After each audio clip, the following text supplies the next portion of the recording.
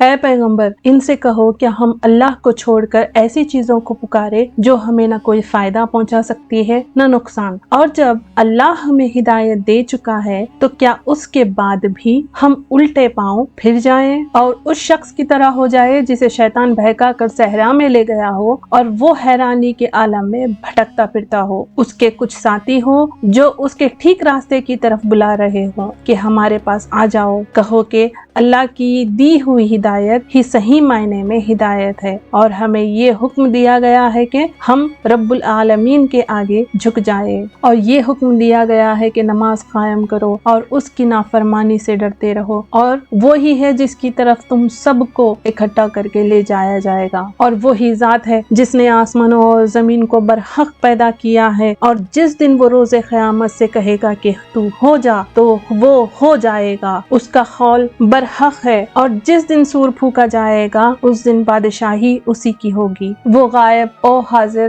ہر چیز کو جاننے والا ہے، اور وہی بڑی حکمت والا پوری طرح باخبر ہے۔ اور اس وقت کا ذکر سنو جب ابراہیم نے اپنے باپ ازہار سے کہا تھا کہ کیا آپ بتوں کو خدا بنا بیٹھے ہیں؟ میں دیکھ رہا ہوں کہ آپ اور آپ کی قوم کھلی گمراہی میں مبتلا ہے۔ اور اسی طرح ہم ابراہیم کو آسمانوں اور زمین کی سلطنت کا نظارہ کراتے تھے، اور مقصد یہ تھا کہ وہ مکمل یقین رکھنے والوں میں شامل ہو۔ چنانچہ جب ان پر رات چھائی تو انہوں نے ایک ستارہ دیکھا، کہنے لگے یہ میرا رب ہے۔ پھر جب وہ ڈوب گیا تو انہوں نے کہا میں ڈوبنے والوں کو پسند نہیں کرتا۔ پھر جب انہوں نے چاند کو چمکتے دیکھا تو کہا کہ یہ میرا رب ہے، لیکن جب وہ بھی ڈوب گیا تو کہنے لگے اگر میرا رب مجھے ہدایت نہ دے تو میں یقیناً گمراہ لوگوں میں شامل ہو جاؤں۔ پھر جب انہوں نے سورج کو چمکتے دیکھا تو کہا یہ میرا رب ہے، یہ زیادہ بڑا ہے۔ پھر جب وہ غروب ہوا تو انہوں نے کہا اے میری قوم، جن جن چیزوں کو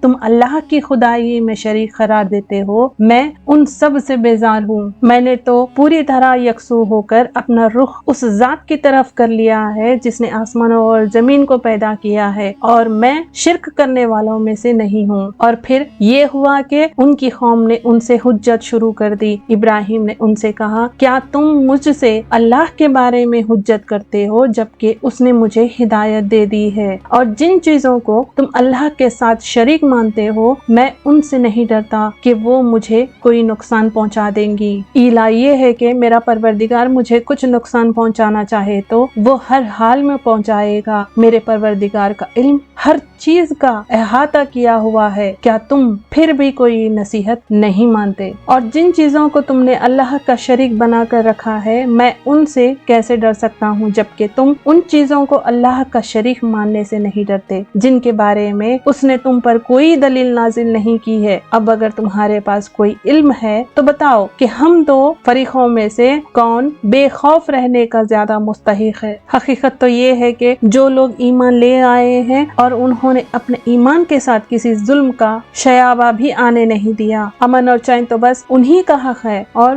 وہی ہے جو صحیح راستے پر پہنچ چکے ہیں۔ یہ ہماری وہ کامیاب دلیل تھی جو ہم نے ابراہیم کو ان کی قوم کے مقابلے میں عطا کی تھی۔ ہم جس کو چاہتے ہیں درجے بلند کر دیتے ہیں۔ بے شک تمہارے رب کی حکمت بھی بڑی ہے، علم بھی کامل ہے۔ اور ہم نے ابراہیم کو اسحاق جیسا بیٹا اور یعقوب جیسا پوتا عطا کیا۔ ان میں سے ہر ایک کو ہم نے ہدایت دی، اور نوح کو ہم نے پہلے ہی ہدایت دی تھی، اور ان کی اولاد میں سے داؤد، سلیمان، ایوب، یوسف، موسیٰ اور ہارون کو بھی، اور اسی طرح ہم نیک کام کرنے والوں کو بدلہ دیتے ہیں، اور زکریا، یحییٰ، عیسیٰ اور الیاس کو بھی ہدایت عطا فرمائی، یہ سب نیک لوگوں میں سے تھے۔ نیز اسماعیل، الیاسع، یونس اور لوط کو بھی، اور ان سب کو ہم نے دنیا جہاں کے لوگوں پر فضیلت بخشی تھی، اور ان کے باپ داداؤں، ان کے اولادوں اور ان کے بھائیوں میں سے بھی بہت سے لوگوں کو ہم نے ان سب کو منتخب کر کے راہ راست تک پہنچا دیا تھا۔ یہ اللہ کی دی ہوئی ہدایت ہے جس کے ذریعے وہ اپنے بندوں میں سے جس کو چاہتا ہے راہ راست تک پہنچا دیتا ہے، اور اگر وہ شرک کرنے لگتے ہیں تو ان کے سارے نیک اعمال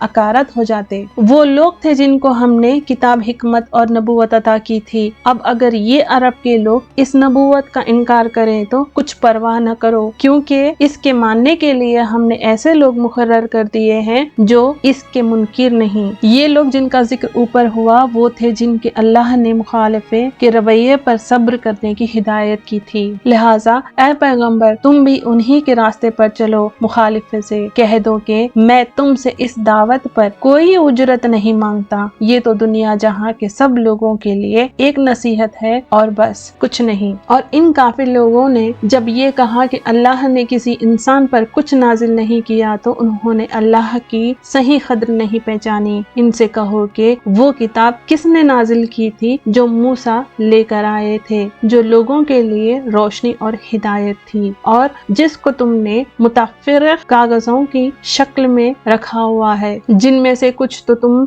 जाहिर करते हो और बहुत से हिस्से छुपा लेते हो, और जिसके जरिए तुमको उन बातों की तालीम दी गई थी जो ना तुम जानते थे ना तुम्हारे बाप दादा। ऐ पैगंबर तुम खुद ही इस सवाल के जवाब में इतना कह दो कि वो किताब अल्लाह ने नाजिल की थी, फिर इनको इनके हाल पर छोड़ दो कि ये अपनी बेहुदा गुफ्तगू में मशगूल रहकर दिल लगी करते रहें। और इस तरह ये बड़ी बरकत वाली किताब है जो हमने उतारी है, पिछली आसमानी हिदायत की तस्दीक करने वाली है, ताकि तुम इसके जरिए बस्तियों के मरकज यानी मक्का और उसके इर्द गिर्द के लोगों को खबरदार करो। और जो लोग आखिरत पर ईमान रखते हैं वो इस पर भी ईमान रखते हैं, और वो अपनी नमाज की पूरी पूरी निगहदाश्त करते हैं। और उस शख्स से बड़ा जालिम कौन होगा जो अल्लाह पर झूठ बांधे या कहे कि मुझ पर वही नाजिल की गई है, हालांकि उस पर कोई वही नाजिल न की गई हो। और इसी तरह वो जो ये कहे कि मैं भी वैसा ही कलाम नाजिल कर दूंगा जैसा अल्लाह ने नाजिल किया है। और अगर तुम वो वक्त देखो तो बड़ा हौलनाक मंजर नजर आए जब जालिम लोग मौत की सख्तियों में गिरफ्तार होंगे और फरिश्ते अपने हाथ फैलाए हुए कह रहे होंगे कि अपनी जानें निकालो, आज तुम्हें जिल्लत का आजाब दिया जाएगा, इसलिए कि तुम झूठी बातें अल्लाह के जिम्मे लगाते थे और इसलिए कि तुम उसकी निशानियों के खिलाफ तकब्बुर का रवैया इख्तियार करते थे। फिर क़यामत के दिन अल्लाह ताला उनसे कहेगा कि तुम हमारे पास इसी तरह तने तन्हा आ गए हो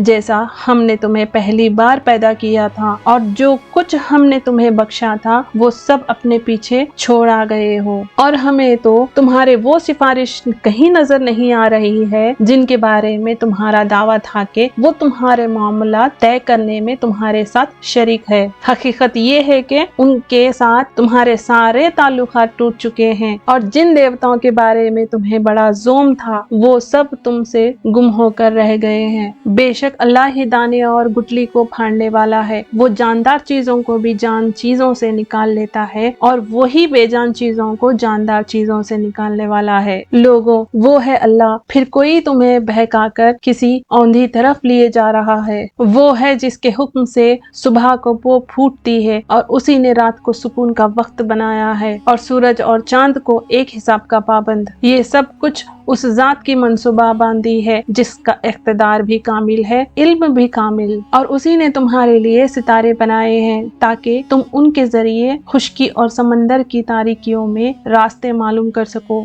हमने सारी निशानियां एक एक करके खोल दी हैं मगर उन लोगों के लिए जो इल्म से काम ले।